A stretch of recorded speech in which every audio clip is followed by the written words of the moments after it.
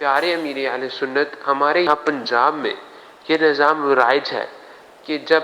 دلہن کی رخصتی ہوتی ہے تو اس کے سر پر قرآن رکھا جاتا ہے، تو اس میں بتائیے کیا یہ رکھنا جائز ہے یا ناجائز؟ قرآن کریم اگر برکت کے لیے تو ہم بھی رکھتے ہیں، مسجد میں بھی لوگ چومتے ہیں، سر پہ رکھتے ہیں، سینے سے لگاتے ہیں، تو برکت کے لیے دلہن کے سر پہ رکھنا اچھی چیز ہے قرآن کریم، کوئی حرج نہیں اس میں۔ بعض لوگ کیوں کہتے ہیں کہ جو قرآن کا یہ مقصد نہیں ہے، قرآن کا مقصد تو تھا کہ اس کو پڑھا جاتا، اسے سمجھا جاتا اور اس پر عمل کیا جاتا، تو یہ اس کے مقصد میں سے ہے۔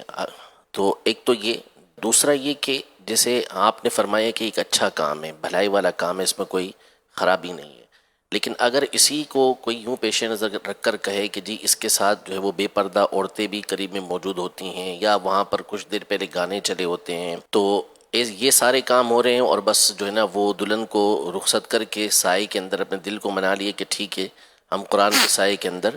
دلہن کو رخصت کر رہے ہیں یا اس کے سر پہ قرآن پاک رکھ رہے ہیں، تو اس طرح کے جو گفتگو کرتے ہیں اور اس انداز میں پھر اس کام سے روکنے کی کوشش کرتے ہیں، تو اس حوالے سے کچھ رہنمائی آپ ارشاد فرما دیں۔ دیکھیں اس میں تو کوئی شک نہیں کہ قرآن کریم ہر طرح سے باعث سے برکت ہے، اس کو دیکھنا، اس کو چھونا یہ بھی برکت والا ہے، اور اس کو چومنا تو حضرت فاروق اعظم وغیرہ رضی اللہ عنہ سے ثابت ہے، صحابہ کرام سے، تو آنکھوں سے کوئی لگائے تو سر پہ رکھے، سینے سے لگائے، تو یہ سب کیا ایک احترام کے انداز ہے جو مسلمانوں میں رائج ہے اور پرانے رائج ہے۔ اب کوئی مزید بھی احترام کا طریقہ نکلتا ہے تو شریعت کے خلاف نہیں ہے تو روکا اس سے بھی جائے گا نہیں،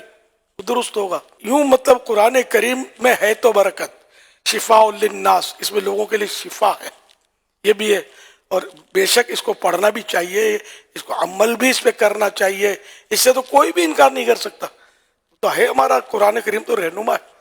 تاہم اگر کوئی چومتا ہے، اب میں سمجھو کہ کوئی پڑھنا نہیں جانتا، ان پڑھ ہے بیچارہ، کوشش کرتا نہیں پڑھ پاتا، تو اب کیا اس کو مجبور کریں گے کہ پہلے پڑھنا سیکھ، پورا بعمل ہو جائے، اب اٹھا کے سر پہ رکھ، یہ تو نہیں کہا جائے گا ظاہر۔ اب رکھ کے اگر معاذ اللہ وہاں کوئی ڈھول ڈھمک کے بج رہے ہیں تو یہ تو عام طور پہ مسلمان ایسے موقع پر تو احترام کرتا گیا، اذان بھی ہوتی ہے تو اس طرح کی چیزوں کو بند کر دیتے ہیں، کام اچھا ہی ہے۔ تو واقعی اس پہ اگر کوئی معاذ اللہ میوزک کا سلسلہ ہے، ڈھول بج رہے، تو یہ تو بند کرنا چاہیے،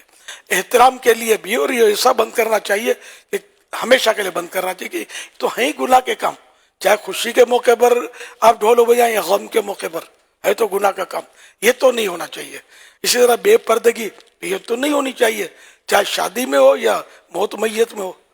تو جو مطلب وہاں اس وقت گناہ ہو رہے ہوتے ہیں تو وہ تو واقعی اس کی تو مذمت کی جائے گی، لیکن آپ کوئی بے پردہ عورت ہے وہاں بالفرض، کچھ مرد بھی ہیں، تو اب قرآن کریم اگر کسی دلہن کے سر سے گزارا گیا تو اس پر کیا اس کو ناجائز کہیں گے؟ مثال کے طور پر کہ کوئی لوگ اپنے گناہ کے کام میں مشغول ہیں اور آپ نماز پڑھ رہے ہیں، تو کیا مطلب آپ گناہ گار ہو جائیں گے؟ مسجد کے پاس ڈھول بجتے ہوئے لوگ گزرتے ہیں، اب مسجد کی دکانیں کرائے کی ہوتی ہیں، میوزک چل رہے ہوتے ہیں، تو اب کیا ایسی حالت میں مسجد میں نماز نہیں پڑھی جائے گی؟ روک دیا جائے گا کہ نہیں نماز مت پڑھو، پہلے اس کو بند کرو؟ واقعی اس کو بند ہونا چاہیے اور مستقل بند ہونا چاہیے، نہ کہ نماز کے لیے، نہ کہ قرآن کے احترام کے لیے،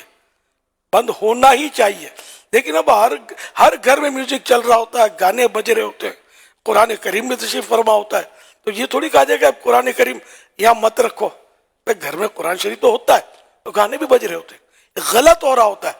لیکن اس کا مطلب یہ تو نہیں ہوا نا کہ اب یہ قرآن کریم کیوں رکھا ہوا ہے، بلکہ یہ قرآن کریم جو تشریف فرما ہے اس کی برکت سے انشاءاللہ کبھی نہ کبھی اس گھر سے گناہ رخصت ہو جائیں گے۔